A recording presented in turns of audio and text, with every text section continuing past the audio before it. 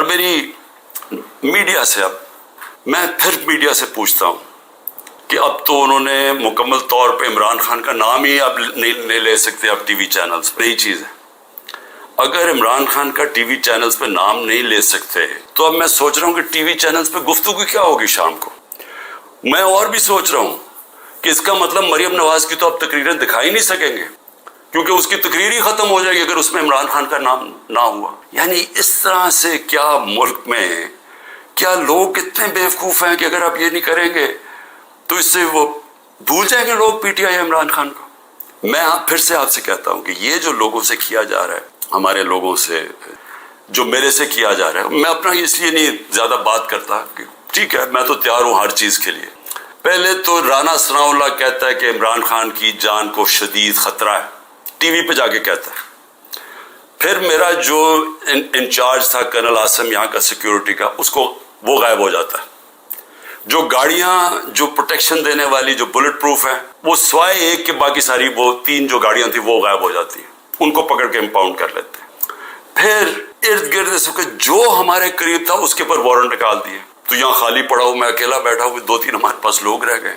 اور پھر آتے ہوئے اب لوگ ڈرتے ہیں کیونکہ اگر کوئی یہاں آئے گا تو ان کو ڈر ہے کہ باہر کوئی انفارمنٹس پکڑے جائیں گے تو وہ بھی آئسولیٹڈ ہوں. وکیل صرف آ سکتے ہیں. لیکن میرا سوال یہ ہے کہ کیا اس سے میں پیچھے ہٹ جاؤں گا. اور پھر جو حربے استعمال کیے گئے مجھے بڑا افسوس ہوا کہ رات میری بھانجی کا خامد جس کا کوئی تحریک انصاف سے تعلق نہیں ہے اس کا جو باپ اور فیملی وہ ساری نون لیگ میں ہے اس کو کل رات اٹھا کے لے گئے. تو ایک بہن کے گھر میں چھاپے مارے ہیں انہوں نے گھر جا کے. تو یہ جو ساری حرکتیں ہیں کیا اس سے عمران خان پیچھے ہٹ جائے گا. اور پھر میں نے ایک کمیٹی بنائی جس میں پرویز خٹک اور اسد کیسر تھے. ان کو دعوت ملی جی کہ ہاں اسٹیبلشمنٹ سے کیا ہے ہمارے سے بات چیت کریں. وہ ادھر جاتے ہیں ادھر ان کو سیف ہاؤس میں بٹھا لیتے ہیں. وہ ابھی بھی جب تک مجھے خبر آ رہی ہے ابھی وہ سیف ہاؤس میں بیٹھے ہوئے ہیں. انہیں کہہ رہے ہیں کہ تب آپ کو ہم چھوڑیں گے جب آپ یہ کہیں گے کہ ہم تحریک انصاف سے ہم اس کو چھوڑ رہے ہیں تحریک انصاف اور عمران خان کو. تو اصل میں یہ جب آپ یہ حرکت یہ جو کر رہے ہیں کیا آپ کو سمجھ ہے کہ آپ لوگوں سے کیا پوچھ رہے ہیں جب آپ کہتے ہیں کہ آپ تحریک انصاف سے علیحدہ ہو رہے ہیں. کیا اندازہ ہے کہ یہ کہہ کیا رہے ہیں آپ یہ کہہ رہے ہیں کہ آپ پالیٹکس چھوڑ دیں کیونکہ جس وقت جو اس وقت تحریک انصاف کو چھوڑے گا یہ میں آج آپ کو رائٹنگ میں دے رہا ہوں کہ اس کو لوگوں نے ووٹ نہیں ڈالنی. تو جو ہمارے سارے لوگ اتنی مشکلوں کے باوجود ہمارے ساتھ کھڑے ہیں نظریاتی طور پہ بھی کھڑے وہ جو ظلم ہو رہا ہے اس کے اوپر بھی وہ لوگ کھڑے ہو گئے کہ ہم نہیں جاتے. لیکن ان سب کو یہ بھی پتا ہے کہ جو چھوڑے گا اس کی اس وقت پالیٹکس ختم ہو جائے گی. تو یہ جو ان دونوں کو ہمارے سینئر لوگوں کو میں نے تو اس لیے کہا تھا کہ بات چیت شروع کریں گے وہ بات چیت کرنے گئے ان کو ہی بٹھا لیا.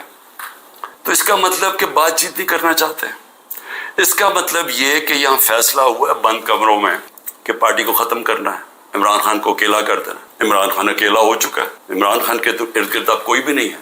نہ میں کسی کو ٹیلی فون کر سکتا ہوں نہ میں کسی سے بات کر سکتا ہوں کہ سب چھپے ہوئے ہیں. یا جو میری سینئر لیڈرشپ ہے ان سے مشاورت نہیں کرتے وہ سارے جیل میں ہیں یا انہوں نے کہا کہ ہم جی پیچھے ہٹ رہے ہیں ہم پالیٹکس سے پیچھے ہٹے. تو کیا میں سوال یہ پوچھتا ہوں کہ چلے عمران خان کو تو آپ نے آئسولیٹ کر دیا کیا یہ پاکستان میں اس کی بہتری ہو رہی ہے یہ ہمارا ملک کے لیے بہتر ہے. ہماری جو اکانومی بیٹھتی جا رہی ہے جو غربت بڑھتی جا رہی ہے بے روزگاری بڑھتی جا رہی ہے مہنگائی بڑھتی جا رہی ہے کیا یہ اس سے ٹھیک ہو جائے گی. کیا اندازہ نہیں کہ یہ جو بھی سوچ رہے ہیں جو بھی یہ سوچ ہے اس کے پیچھے کیا وہ آگے پاکستان کا بھی سوچ رہے ہیں. ایک پارٹی جو ملک کی فیڈرل پارٹی ہے جو اس وقت سارے صوبوں کے اندر ہے اور سب کو اکٹھا رکھ سکتی ہے جب اس پارٹی کو توڑنے کی کوشش کی جا رہی ہے اور اس کے لیڈر کو ختم کرنے کی کوشش کی جا رہی ہے کیا یہ پاکستان میں اس کی بہتری ہے ہمارے ملک کی بہتری ہے اس میں. کیا ہم یہ نہیں سمجھتے کہ کوئی اسٹیبلشمنٹ آج تک ملک کو اکٹھا نہیں رکھ سکی جو ہماری طرح کا ملک ہو جدھر مختلف صوبے ہیں مختلف زبانیں ہوں. جب جس طرح کے یہ حالات کیے جا رہے ہیں یہ پاکستان سے دشمنی ہو رہی ہے. کیا عمران خان کو اب غدار کہہ کے وہ مان جائے گی لوگ غدار قوم مان جائے گی. کیا اندازہ نہیں ہے کہ پبلک اوپینین ہوتا کیا ہے. میں گراؤنڈ پہ میں نے 27 سال گراؤنڈ سے پارٹی بنائی ہے. میں نے کبھی کسی کو ڈیڈی کہہ کے کسی کی ڈکٹیٹر کی کیبنٹ میں نہیں بیٹھا 8 سال. पहले और फिर पॉलिटिक्स में आया, या मैं किसी की छत के ऊपर सरिये लगाते लगाते मैं चीफ मिनिस्टर नहीं बना। मैंने जीरो से पार्टी शुरू करके यहाँ पहुंचा। मैं पब्लिक ओपिनियन को जानता हूं। जिसने पब्लिक ओपिनियन के ऊपर आया पावर में, वो जानता है, वो समझता है। मैं उसलिए आपको कह रहा हूं कि ये जो आप कर रहे हैं, इससे पार्टी कमजोर नहीं, पार्टी ताकतवर हो रही है, क्योंकि पब्लिक जुड़ती जा रही है उसके साथ। और लेकिन कमजोर पाकिस्तान हो रहा है, हमारे मुल्क को कमजोर किया जा रहा है।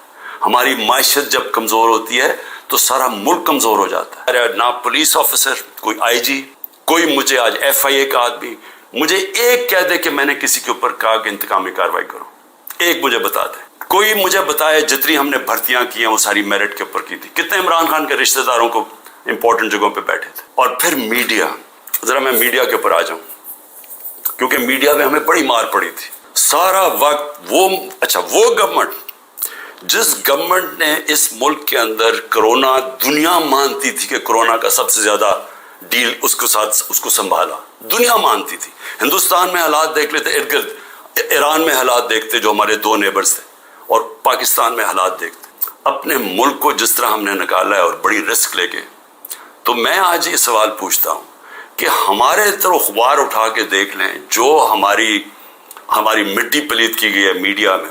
और एक केस डाल दीजिए राना सनाउल्लाह के ऊपर, वो ड्रग्स का केस था। राना सनाउल्लाह का ANF ने केस किया था, जिनके ऊपर एक मेजर जनरल साहब बैठे हुए थे। और हमने कैबिनेट में, जब राना सनाउल्लाह का केस आया, कैबिनेट में प्रेजेंटेशन मांगी उससे कि कहीं गलत केस तो नहीं कर दिया। और उन्होंने एक एक फ्रेम बाय फ्रेम बताया कि ये कैसे ये राना सनाउल्लाह पकड़ा गया था मंशियात में। मैंने तो किसी को नहीं कहा, ना मेरी कैबिनेट ने किसी को कहा। तो इसलिए ये कहना कि आपके जमाने में भी कुछ था, हमारे जमाने में कुछ नहीं था। और मैं आज आपको आगे भी बता दूं कि इलेक्शन जब होंगे, ये मेरी आज पेशन गोई मान लें, जो मर्जी कर लें आप, जीतना तहरीक इंसाफ ने इंशाल्लाह। तो जब हम आएंगे, मैं आज आपको इंशाल्लाह, हम जब आएंगे, मैं आपको अभी भी ये कहता हूं, मेरे से जो किया है मैं तो उनको माफ कर दूंगा। मुझे कत्ल करने की जिन्होंने कोशिश की, मैं माफ कर दूंगा, क्योंकि मैं जो उम्मती हूँ वो नबी सल्लल्लाहु अलैहि वसल्लम का हूँ, और उन्होंने अपनी ज़ात के ऊपर हमेशा माफ़ कर देते थे। तो मेरी ज़ात के ऊपर जो भी चीज़ है मैं माफ़ कर दूंगा। जो मेरे घर में हुआ, मेरी बीवी अकेली घर में, जिस तरह घर मेरा तोड़ा गया बाहर से, जिस तरह उठा के ले गए, मारा लोगों को मेरे घर में आके, मेरे घर के ऊपर जो हमले किए गए, जब मैं तो माफ़ कर दूंगा। लेकिन मुझे बताएं कि जिन लोगों के ऊपर इस वक्त तशद्दुद हुआ है और हो रहा है, वो जब निकलेंगे, या जो आजम स्वाति से हुआ, या जो शहबाज गिल से हुआ, तो क्या वो माफ करेंगे? क्या ये जो इमरान रियाज को उठाया, या जो अरशद शरीफ, ये जिस तरह, उसकी क्या फैमिली माफ करेगी? क्या ये जो वर्कर्स जब निकलेंगे, जिनको जानवरों की तरह रखा गया है, क्या उनको पता है कौन कौन से? और पुलिस वालों ने ज्यादातर अच्छा बर्ताव, उनकी बुरी रिपोर्ट्स नहीं है, नामालूम अफराद ने ज्यादा जुल्म किया। लेकिन कई गुल्लू बट जो इन्होंने शामिल किए, क्या उनको माफ कर देंगे? जिन्होंने 25 मई को किया, हमने चुप करके बैठ गए, हमने किसी को सजा ही नहीं दी जब 25 मई को इन्होंने जुल्म किया था। तो क्या अब हम माफ कर देंगे? ये जो वर्कर जब निकलेंगे वो डिमांड नहीं करेंगे कि जिनसे जुल्म किया गया? तो इतने इंतहा पे जो आप लेके जा रहे हैं, ये याद रखें कि कहीं प्लान B बन गया तो आप इसी जगह पे फंस जाएंगे।